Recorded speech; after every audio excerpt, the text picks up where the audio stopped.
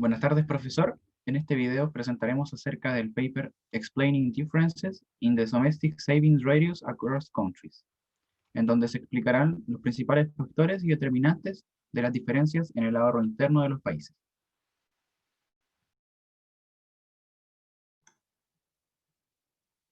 Para comenzar, hablaremos sobre la renta per cápita como determinante del ahorro.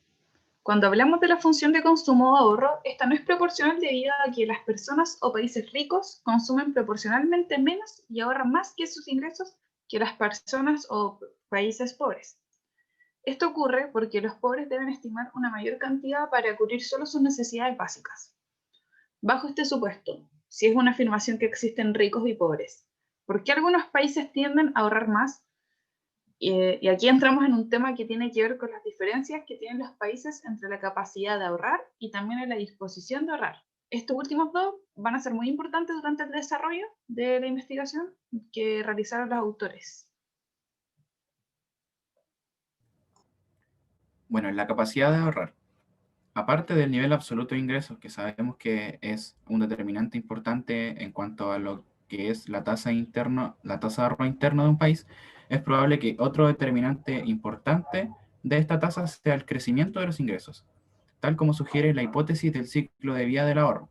Y esto hace referencia a que los ingresos que tienen los individuos y hogares se intentan distribuir en el consumo de una forma uniforme a lo largo de su vida.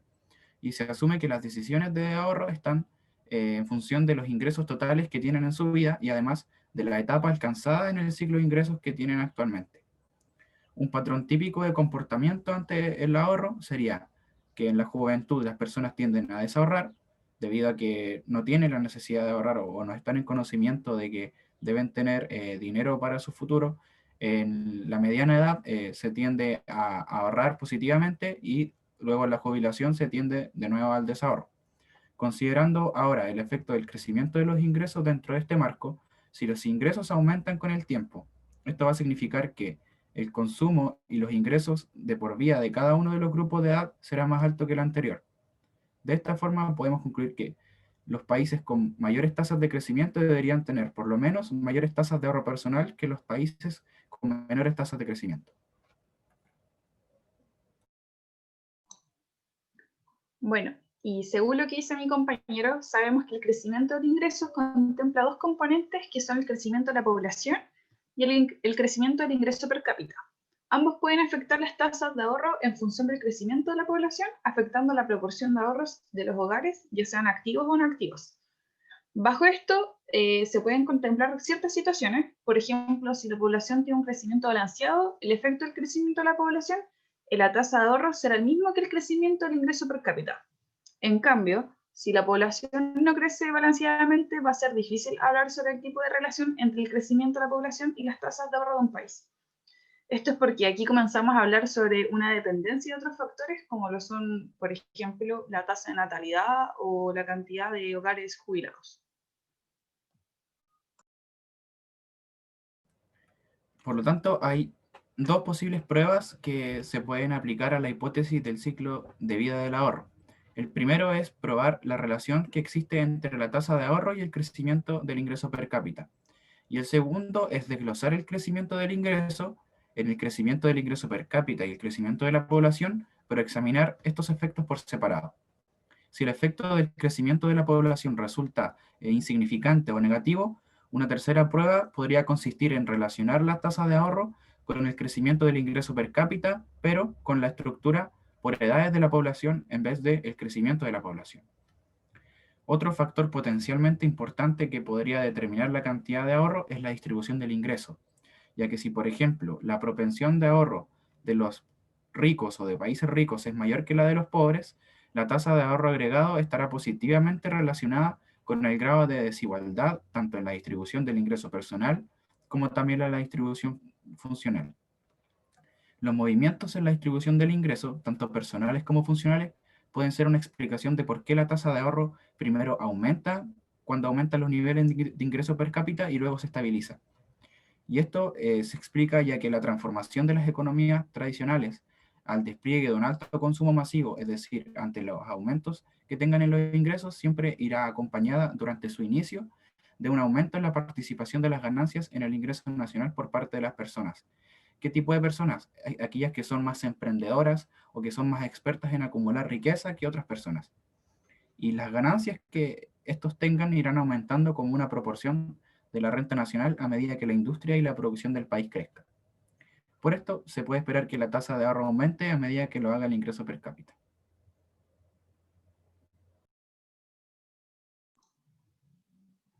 Bueno, y respecto a la disposición a ahorrar, como mencioné al comienzo, la disposición a ahorrar también es un factor en esta investigación. Los ahorros representan una elección temporal entre consumir hoy o consumir mañana, y por lo mismo se espera que la tasa de interés afecte positivamente a la elección de ahorrar. Bueno, bajo este mismo supuesto, los países en desarrollo comenzaban a insertar programas que buscaban elevar la tasa de interés para maximizar el ahorro, la inversión y el crecimiento. Se hicieron diversos estudios respecto a esto y se obtuvieron resultados variados, y la mayoría inconclusos sobre esta relación. Lo que sí se puede rescatar es que un factor determinante en la disposición de ahorrar es la existencia de instituciones financieras y la variedad y disponibilidad de activos financieros para adaptarse a los ahorradores. Ahora, cualquier persona que sepa economía puede preguntarse qué sucede con la tasa de inflación. Y bueno, su efecto es ambiguo porque la inflación actúa como un impuesto en cuanto a las tenencias de saldo monetario, y por otro lado también es natural que las personas eviten ese mismo impuesto. Finalmente, la inflación puede desalentar otras formas de ahorro voluntario porque su valor real está cayendo.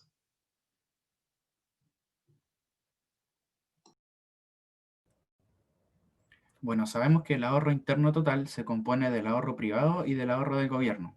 Y este último, ya sea ahorro o desahorro del gobierno, depende de si el presupuesto del gobierno tiene un superávit o un déficit en cuenta corriente.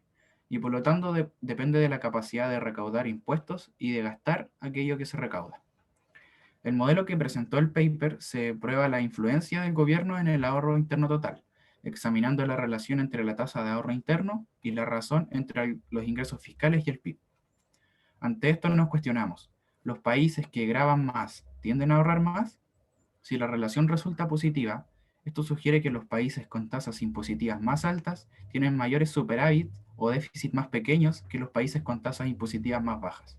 Y por el contrario, si la relación resulta negativa, sugiere que una alta tasa impositiva desalienta el ahorro privado, o que los países con altas tasas impositivas todavía tienen mayores déficits presupuestarios o menores superávits.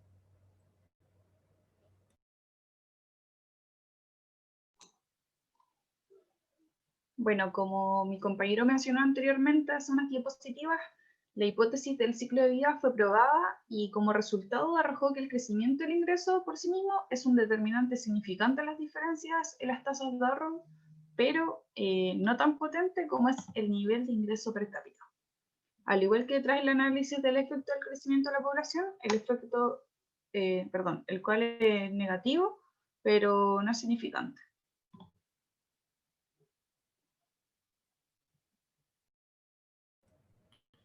Para considerar el efecto de la distribución del ingreso en la tasa de ahorro, se tomó la razón de los ingresos recibidos por el 10% superior de aquellos quienes obtienen ingresos.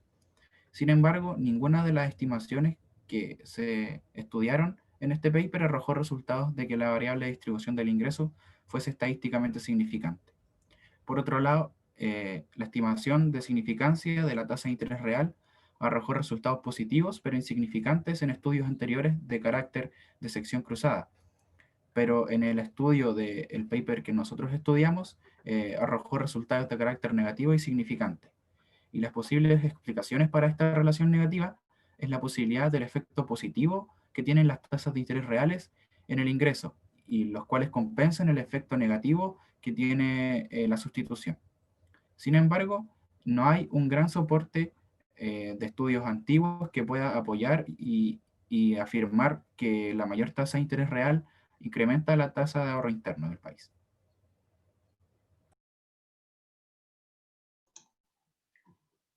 También existen varias variables financieras para probar la hipótesis de la disposición a ahorrar y el grado de conocimiento financiero de las economías. Aquí se aplicaron 4 variables, las cuales son M2, BC, MG y QLL, donde las tres primeras arrojaban resultados no significantes, mientras que la variable pasivos cuasi líquidos como porcentaje del PIB, es decir, QLL, la que está en naranjo, sí es significante. En otras palabras, cuando se estimó añadiendo las variables ingreso per cápita, crecimiento, el crecimiento del ingreso per cápita y el crecimiento de la población, QLL fue el único que se mantuvo significante.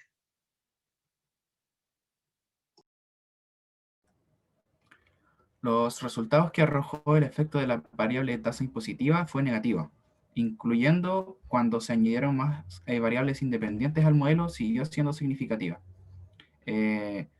dando como resultado que cuanto más impuestos recaudan los gobiernos como una proporción del PIB, menor va a ser la tasa de ahorro en general. Y este efecto negativo, pero significante, de la tasa impositiva está abierto a tres interpretaciones. En primer lugar, que las elevadas tasas impositivas podrían desalentar el ahorro personal y privado. En segundo lugar, y con relación a lo anterior, que las altas tasas impositivas podrían ser un reflejo del alcance de las políticas de redistribución que hacen menos necesario el ahorro privado precautorio. Y en tercer lugar, mayores tasas impositivas podrían ir acompañadas de mayores déficits presupuestarios en cuenta corriente, ya que los impuestos se utilizan para financiar el déficit, pero nunca de forma adecuada. Es por eso que los autores indicaban que los resultados que arrojó el efecto de la variable tasa impositiva fueron sorprendentes para el estudio.